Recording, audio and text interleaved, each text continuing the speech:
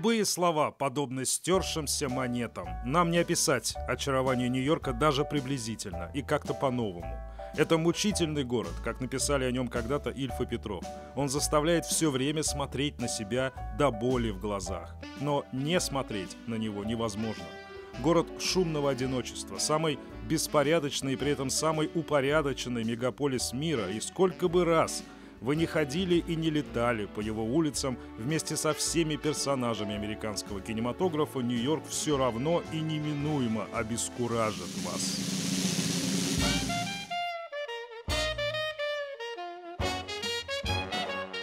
Впрочем, этот город, в котором мобильность важнее привязанности, вас даже не заметит. Через одну только площадь Таймс-сквер на Манхэттене, перекресток мира, как ее называют уже давно, в день проходит до 300 тысяч туристов и жителей города. 0,1% площади Нью-Йорка и при этом 11% ВВП города, 10% рабочих мест и 20% гостиничных номеров. Самая грандиозная кутерьма на планете. Представить себе это место без людей в любое время суток немыслимо. Это возможно лишь в кошмарном сне, который вы, скорее всего, видели в фильме «Ванильное небо». Для съемок этой сцены впервые в истории перекресток мира решено было перекрыть для машин и для пешеходов на целый день. Это было только начало века. Через 8 лет ее перекроют снова, но уже для машин. И город взвоет, словно этот киногерой.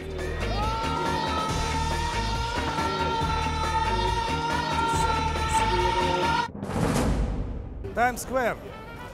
Вот то самое место, которое архитекторы, урбанисты и градостроители во всем мире называют ярким примером того, что называется разведка боя. Вот я сейчас иду по месту, которое раньше было отдано машинам. Однако, когда в 2009 году власти города решили посчитать, сколько здесь пешеходов и сколько здесь автомобилей, выяснилось, что 90% людей на этой площади – это пешеходы. При этом автомобилям было отдано ровно столько же, 90% всего этого пространства. И что они сделали? Они перекрыли полностью, практически полностью эту улицу для машин. Сегодня больше половины Таймс-сквер – это пешеходная зона.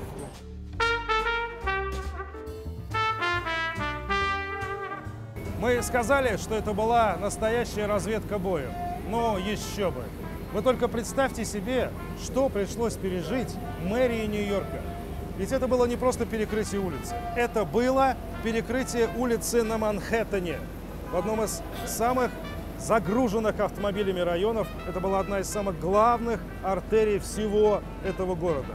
После ее перекрытия по городу прокатилась, буквально волна протестов, битв, которые позже назвали «Street Fight» – битва за улицы.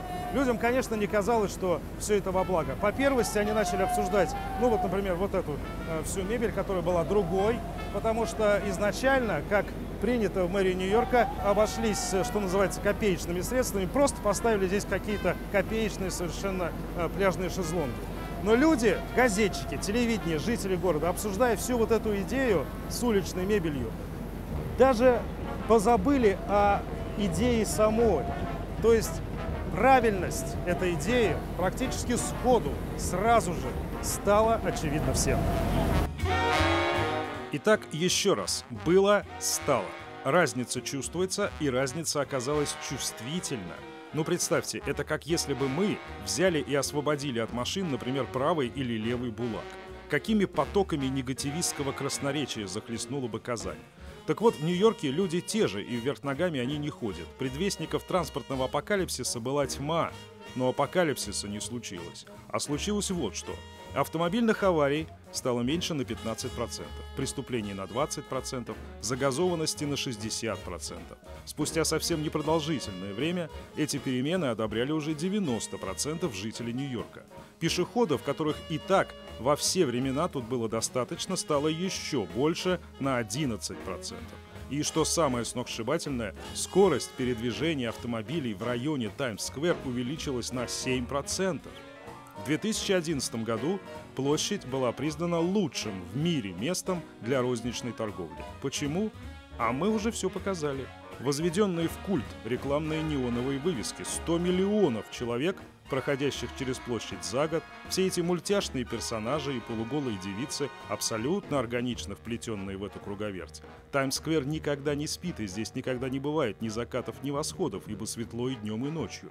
Есть даже места для зрителей, которые просиживают тут часами, ведь каждую секунду площадь полностью преображается. Эльвира, наша землячка родом из Нижнекамска, живет здесь уже 11 лет. И она хорошо помнит тот день. Люди привыкли ходить здесь по тротуарчикам, по узеньким таким, да? Да, я даже помню день, когда я удивилась. Я пришла на Таймс-сквер, и не было автомобилей. Было очень приятно, да. Нью-Йорк очень изменился за последний год. Его очень облагородили. Стало больше мест для пешеходов, для отдыха. Очень много открылось парков. Какое главное отличие Америки от России вы назвали бы, вот живя здесь уже 11 лет? Я бы нашла два отличия. Комфорт и законы работают. Комфорт все-таки на первом месте. Согласна. Комфорт на первом месте. Автомобили действительно уходят, но автомобили не делают выбор. Выбор делают люди, и их к этому выбору подталкивают всеми возможными путями. 80% жителей Манхэттена не имеют машин, и этот процент только растет. Потому что круги от Таймс-сквер, расходясь по всему миру, прежде всего расходятся по самому Нью-Йорку. Вот знаменитый Флэт-Айрон, историческое здание «Утюг» на Манхэттене. По территории, прилегающей к зданию, недавно словно прошлись тем же утюгом. Была дорога, стала пешеходная площадь. Очень похоже на то, что было опробировано на Таймс-сквер. И все счастливы. Нью-Йорк словно возвращается к истокам. Отныне он говорит всему миру, что эпоха повсеместного и бездумного строительства автострад подходит к концу. Все это не служит целям городского развития. Развитие – это равные возможности мобильности для всех. Автомобили не уходят по собственному желанию. Их резко и цинично сокращают. Вот это знаменитый Бродвей. И, что называется, он уже никогда не будет прежним. Посмотрите, что сделали в Нью-Йорке. Ну, совершенно немыслимые вещи по нашим-то с вами понятиям. Они просто взяли и сократили эту улицу вдвое. Сократили для машин, конечно же. Посмотрите, здесь создали такое public space, общественное пространство. Вот, к сожалению, дождик прошел.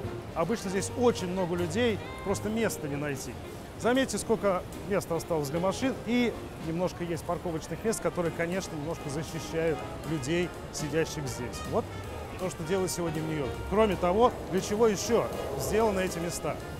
Давайте посмотрим. Здесь есть и велосипедные дорожки, есть и вот эта знаменитая система во всем мире City Bike. Это система проката велосипедов. Опять повторяю, здесь прошел дождь, поэтому их здесь, как видите, очень много. Обычно здесь вообще их нет. Очень сложно найти велосипед. Какие результаты? Для чего это все сделано? Конечно же, для того, чтобы вдохновить людей на поездки по городу. И вот представьте, как заявляется, 1% жителей Нью-Йорка используют велосипеды в своих ежедневных поездках.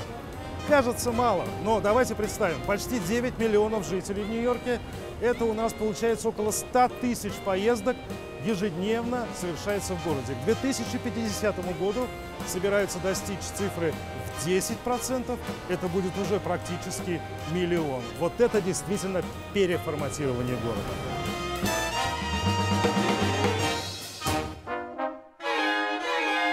20 миль защищенных велодорожек строится в городе ежегодно. Скорость движения автотранспорта неуклонно снижается, то есть нет, снижают, целенаправленно снижают. Ограничение скорости порой просто до минимума, повсеместные камеры и лежачие полицейские – все как у нас. Только здесь это с великой целью, чтобы в конце концов еще один житель Манхэттена однажды проклял тот день, когда он сел за баранку своего пылесоса. В таком перегруженном транспортом городе, как Нью-Йорк, нет никакого смысла давать автомобилям какое-то преимущество. Машины очень мало людей перевозят, и мы должны быть уверены, что улицы наши пригодны для всех участников, для пешеходов, для пассажиров автобусов и для велосипедистов. Люди уже не хотят передвигаться на машинах. Они хотят передвигаться по городу более приятным и легким для них способом. И мы можем сделать это более привлекательным для людей. Но это значит, что мы должны понемногу отбирать пространство машин, чтобы создавать защищенные велодорожки, автобусные полосы и больше пешеходных площадей. И все же в этом году есть ложка дегтя. Смертей среди велосипедистов стало больше, чем в прошлом году. Впервые за 5 лет. И что делают власти? Поднимают кверху лапки и возвращают улицы машинам? Ни за что. Просто увеличивают темпы строительства велодорожек. Было 20 миль в год, теперь будет 30. Мы знаем, что 90% сбитых насмерть велосипедистов были сбиты в местах, где нет вообще никаких велосипедных дорожек. Это в Бруклине, да. То есть решение в том, чтобы построить больше велодорожек и как можно быстрее, потому что это именно то, что способно сохранить человеческие жизни. А еще уменьшится количество улиц, предназначенных только для машин, и совсем скоро въезд на Манхэттен станет платным. Только для машин, разумеется. При этом не стоит думать, что городские планировщики способны только на закручивание гаек. Нью-Йорк сегодня переживает зеленый и гуманистический ренессанс. Еще никогда город не был так богат на новые парки и набережные. Казалось бы, есть широко известный по фильмам нам Центральный парк. Это 4 километра в длину, но даже он не крупнейший в Нью-Йорке. И сегодня здесь занялись прибрежными зонами. Они абсолютно демократичны и доступны для всех. Все же самое культовое слово для Америки – это слово «свобода». Вот ведь какое удивительное место Америка. Здесь полная свобода действий предоставлена даже растениям, не говоря уж о людях, конечно, тоже. Мы с вами в Нью-Йорке, в центральной части Нью-Йорка, на Манхэттене, примерно в 8 метрах над землей. Это место, которое называется High Line. Это High Line парк, совершенно новый парк для Нью-Йорка. И это то самое место, которое вдохновляет сегодня очень многие города по всему миру. Почему это так? Почему вдохновляет? Ну, давайте посмотрим, например, что здесь было раньше. Вот здесь очень хорошо видно, всем это демонстрируется. Вот как выглядело это место раньше, буквально еще 20 лет тому назад. Это была эстакада, по которой ходили поезда, это была железная дорога. Она, в конце концов, перестала использоваться, она заросла, ее собирались снести. Но люди отстояли это место, и ведь не просто отстояли, а в итоге решили сделать вот то, что вы сегодня видите. Это абсолютно необычное место. Это то, что здесь называют перекрестком разных целей. Давайте сейчас мы с вами покажем этот перекресток. Что интересно, вся индустриальная, так сказать, поэзия здесь сохранена. Вот, например, не сразу это видно, но это есть. Вот это старые рельсы, которые остались здесь от тех самых времен, от 20 века, когда по ним ходили поезда. Это не инсталляция, это ничего нового здесь нет. Это те самые старые рельсы. Вот она, индустриальная поэзия. Это все для того, чтобы напомнить людям о том, что здесь было когда-то. И вот это место, то, что американцы называют hybrid space, то есть место, которое сочетает в себе различные функции. Здесь не просто парк, здесь можно ходить, конечно, здесь можно передвигаться, но здесь же можно слушать всевозможные концерты, приходить на разные фестивали, заниматься каким-то искусством. И вот это тот самый пример, которого не было еще до сих пор в мире, и который сегодня как раз и вдохновляет многие города на то, чтобы сделать то же самое. Может быть, то же самое не получится, но почему не сделать такую красоту и нам, например, в Казани? 2,5 километра тщательно продуманной небрежности. Вот так он выглядит с улицы. Внизу еще сохраняется промышленная архитектура, но она уже уходит в прошлое. Зеленая эстакада как магнитом притягивает модные магазины и рестораны. Вот так парк выглядит сверху. И вот так на него теперь взирают владельцы дорогущих отелей и квартир, которых тут не было отродясь. Эффект хайлайна. Так это теперь называется в мире. Но это пространство, опять же, не для одной группы людей. Как мы сказали, тут несколько функций. Это сад, музей, развлечения, услуги. А главное, это снова возвращение к истокам. Город вернули человеку на этом конкретном участке земли. И это в полном соответствии с планами города? Абсолютно. Мне кажется, причина того, что у нас тут так успешно все получилось, в том, что мы продемонстрировали, что это возможно. Возможно переосмыслить то, что уже нельзя использовать по своему старому назначению, как железную дорогу или хайвей. А новые желания города — это как раз велосипеды и пешеходные прогулки. Город переполнен автомобильным транспортом. Это уже не просто проблема, это проблема номер 1. Век живи, век учись. Нью-Йорк, несомненно, заставляет все время смотреть на себя до боли в глазах. Но не смотреть на него невозможно. И не учиться у них нельзя. Мы живем в разных полушариях, но наблюдаем за теми же самыми людьми. Отличие возможно лишь в том, что здесь уже видят и пестуют эти признаки новой жизни, и каждый миг готовы помочь рождению того, что готово родиться. Никакой идеологии покорности. Америка революционна сегодня, в чем мы еще раз убедимся в следующий раз, когда отправимся с вами в Бостон, город транспортных революций. Хожу, сижу на самых зеленых, что ни на есть, полях, совершенно забывая о том, что когда-то здесь была магистраль. Здесь написано, что это не просто колонна, это мемориал, это памятник. Бег по кругу – это не развитие. Вот что в Америке называют развитием. Когда это случится в России? Русь, дай ответ. Михаил Любимов, Роман Безменов и Константин Илларионов. 7 дней, Нью-Йорк, Бостон, Соединенные Штаты Америки.